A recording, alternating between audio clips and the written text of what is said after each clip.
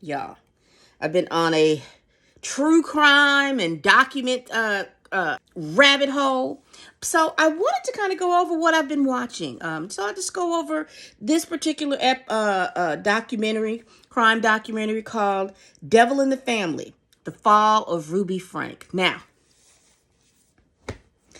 this documentary is on Hulu. Go check it out. It's talking about the YouTube family, 8 passengers, how they went from being a very beloved YouTube channel to the matriarch being in jail for 30 years for child abuse. She went from being the woman that was sought after, because now they're Mormon. And so, they have a set of Christian values. Is one of the things that stood out to me, not all of the abuse and all of that. One of the things that stood out to me is this notion of being perceived as nice instead of being authentically who you are. She gave me that her thing was always the perception of being nice, not the perception of who they were and what they were doing. And even when they were talking with other people to make this documentary, no one felt authentic to me. It was all about the perception of being nice, the perception of being a good mother, the perception of being a good father. And those things were more important than actually being a good mother, than actually being a good father. And then what gets lost in all of that is, because you don't live authentically who you are, all this stuff swirls. Because honestly, I think that the perception, where she grew up, how she grew up, the perception of being all of these nice things, these good things, instead of being authentically who you are, got her caught up. Because authentically, her having children really shouldn't have been the business. But because she's in she lives within a society, within a religion where the having children is about the all that a woman can be, and everything has to be in service to all of that. She got lost because her true self, she shouldn't have been married, and she should have been off with this other woman.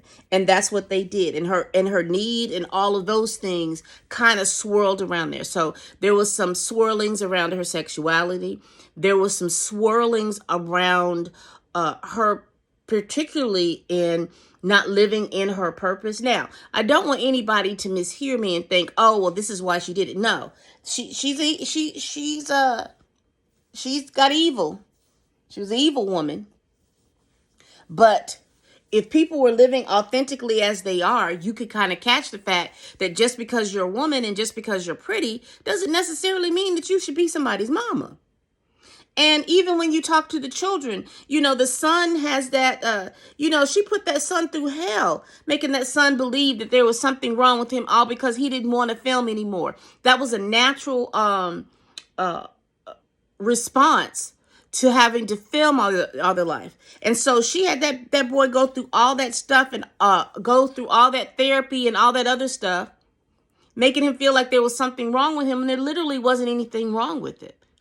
She just wanted what she wanted. Now, you all can go and try to name all kinds of psychological issues and problems, but in the year of 2025, unless you're someone who has been trained to diagnose somebody here in the year 2025, I want us to stop always hollering that somebody is a narcissist. I want us to always stop do that. Unless they have been diagnosed by a professional, we've got too many parasocial relationships going on around here to believe that we can start diagnosing people.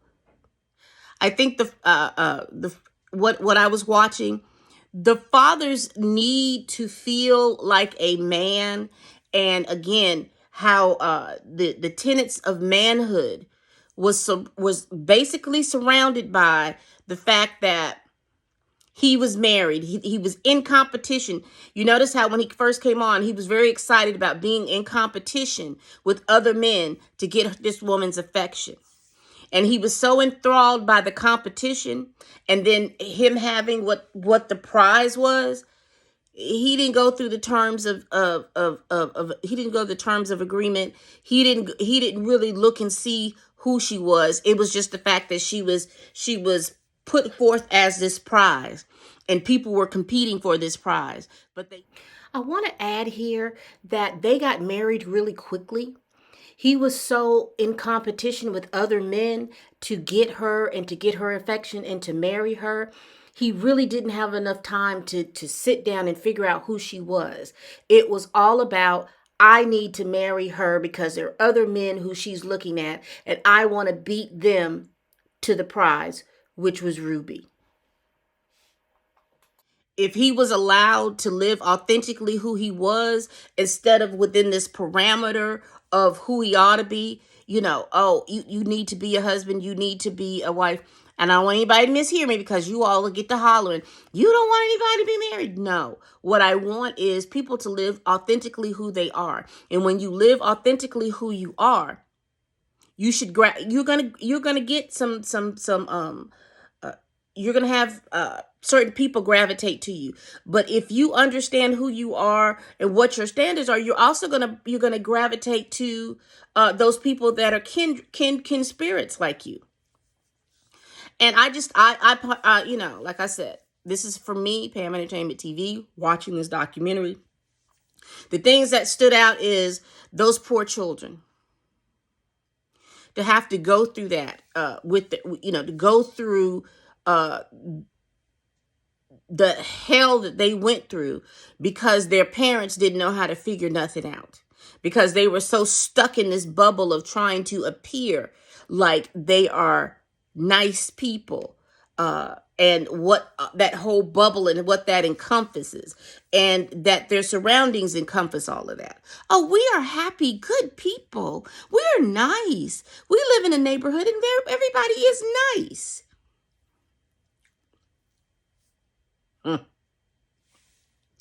And also, that Frank woman, Ruby Frank, was ripe to be manipulated and used by that other woman. Now, again, I'm not making excuses for her behaviors and her living and operating in those behaviors that got her 30 years in prison. Absolutely not. I am just saying that the way she was trying to operate in this bubble of inauthenticity, she was ripe for the picking. All of them are ripe for the picking for that, because they're so concerned about being nice and being, I am a good mother, and not being able to explain that sometimes some things are difficult and hard. I don't know what generation that you all grew up in, but I know in my generation, and you see it even online, how when a mother says, she's looking towards a community to get some answers, and she could say something just as simple as, let's say, I'm having a difficult time breastfeeding. I don't know if I want to breastfeed. And then you'll have all these women who are mothers that will pounce on her. It's the highest honor in the whole wide world to be able to breastfeed your child, and you don't want to do that. What kind of mother are you? You see what I'm saying? Instead of then, and that you shame her back into doing that, when it could be something as simple as she's never been able to get out the fact that, hey, breastfeeding it hurts, and I can't do this, or I'm not producing enough milk. There's a community out there will tell her, hey, you might need to do some warm compresses after you use this, or, your milk duct might be compacted, and using a warm compress to help move all of that along, and figure out the time which is better for you to pump, because some people can pump better first thing in the morning versus some people who can pump right before they go to bed. I mean, it's just a whole bunch of different things, and I'm just using that. Is that had she had been in a community that fostered authenticity, you would have caught the fact that possibly her being somebody's mom that wasn't her jam. But because she was pretty, and because she smiled, and because there was men that, because she was pretty and she was smile, and she was young and she was blonde and she was all of these things, her life was built on her being in competition, of being the ultimate prize. But sometimes the ultimate prize is cuckoo for Cocoa Puffs. I want to reiterate here is the fact that the people who pursue the pursuit of the prize is sometimes what's more important than the prize itself. Because, again, as I said earlier, the husband was so in competition with other men to get to Ruby that he really didn't get an opportunity to know who Ruby was. He was so in competition to get Ruby and get married and start having children that he didn't appropriately vet who Ruby was. And that was a very big detriment to their family. And again, on Ruby's side, Ruby was so big about making sure that she was perceived as a good woman that she did not have the opportunity to explore who she was as a woman. And had she done so, she may have found out earlier that she was more attracted to women than she was to men, and she could have lived in her truth. I think if she had grown up and lived in a world where she could be authentically who she was, her and that therapist, they could have gone out into the sunset together. That therapist wanted what she had, but wasn't living in her authentic truth. She enjoyed her community because she understood that her community was ripe to be manipulated. But she knew she couldn't live in her truth as a lesbian woman. So she's using her powers of manipulation, her degrees, to be able to construct a family that she wanted. But she wanted the woman, but she didn't want the children. And the woman didn't want to seem like she wanted the children. So she was just as primed to be able to lock her children up in basements and all kinds of stuff like that. And I don't care what you all say. I have an issue with that dad. And my issue with that dad is this. He loved that woman so much that he sacrificed his children. He loved the fact that he wanted that image that I am this husband, I am this stuff. Again, you all will mishear me. Oh, well, you're saying there's something wrong with me. No, I'm not saying that. What I'm saying is sometimes you can love something with the exclusion of everything else and then not see what's going on.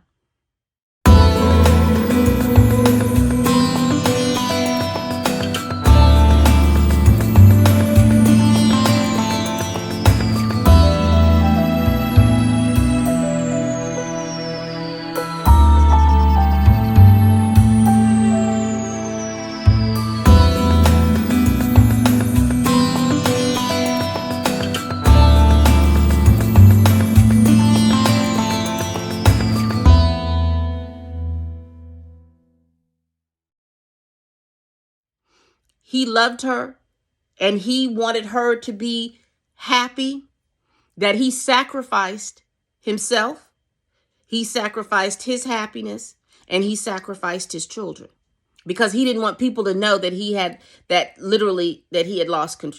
just lost control. When had he just called the police early, or when he tried to go see his family and he wasn't allowed to see them, he should have gotten the authorities involved at that time. And then the psychologist or whoever she was at that moment, she would have been the one that would have been on the hook. Because you could have looked at her and said, she's the professional. She was in there to quote unquote, let's say help a marriage or whatever, on with her subjects. So, shout out to that neighbor who answered his door. Shout out to the neighbor that answered the door and allowed that baby to say what he needed to say so that that baby could get some help for his sister. Because shout out to them. Shout out to the older sister who did in the parameters of what she could do to try to help her siblings. Here are my takeaways from this whole debacle. See, I don't like it when whatever it is, a religious body, family, certain family beliefs, jobs, or whatever. I don't like it when if you don't follow all of these things, they want to segregate you from other people. And that's what happened with those children. That's what she did. She segregated those older kids from the younger kids. So the younger kids, even when they made their cries for help, nobody was able to talk to them. Because see, that father, now that I think about it, what really upsets me, when he got kicked out of the house, when they kicked him out of the house, and his daughter grabbed him the way that baby girl grabbed him, and he didn't fight for that. Because had he put his foot down, that psychologist and all of them would have been gone. That woman would have been gone. And those folks over there at Connections, child, please. That Jody Hildebrandt. Again, so it's a good documentary series. I looked at that. It had me, my mind was blown, and it started making me look at these family YouTubers, because I just watched a couple of weeks ago about the downfall of a family YouTubing channel in regards to them being scammers. And so now that I'm looking at this and now having a behind the scenes look at how these family YouTube channels are operating. These children got cameras in their faces all day because they're trying to act for the public. It's almost like we need that YouTube or whatever needs that law in place, because if they're quote unquote doing these series and things like that, and I'm sorry, if they're scripted, and if they have anybody that's in the role of a quote unquote director or producer, or if they have like a sponsor to sponsor them, then I think that these kids, if they're on YouTube, they should go up under the rules that those kids have in Hollywood, where their money should be put in an account over here until they're 18. Was that a Coogan account? Because if they've got a sponsor, because that's, to me, that's television. If they've got an advertiser that's advertising, and if they're getting advertising dollars, and if they're kids on here, they should have Coogan accounts. That's the way I feel. There should be some kind of reform when they're doing these YouTube channels, and when they're doing, particularly with children. If they're making advertising dollars, I think that they should have Coogan accounts, because this was craziness. This was absolutely craziness. Anyway, I'm sorry. It was a real spoiler-ish type of thing. I just wanted to kind of get my thoughts. I watched it. What do y'all think about this? What is it called? Devil in the Family, The Fall of Ruby Frank. Y'all go watch that, because that was All right, people, we do this every week. Please like, comment, and subscribe. Please share this video if you care. Y'all, please tell a friend, tell a kin, tell a coworker, tell that helper that you can't stand, that I'm over here making these videos live from the couch. And as always, people, bye-bye. And if I didn't mention, Ruby and Jody got 30 years in prison for their child abuse. Be bothered. I wonder if they're in a cell together. Child, would they do that? How many women prisons do they have in Utah? I mean, were they okay with all this, thinking that they were going to be in the same prison together? Hush, bye.